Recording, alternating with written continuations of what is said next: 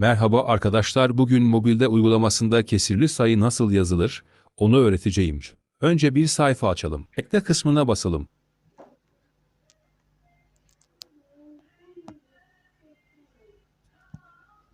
Sonra ise son kısımda bir kareli yere basalım.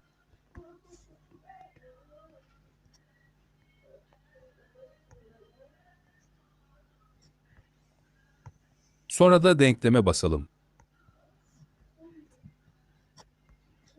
Son olarak ise o denklem kutucuğuna kesirli bir sayı yazıp matematik seçeneklerine basacaksınız. Oradan da istediğinize basın. Bugünlük bu kadardı, görüşürüz.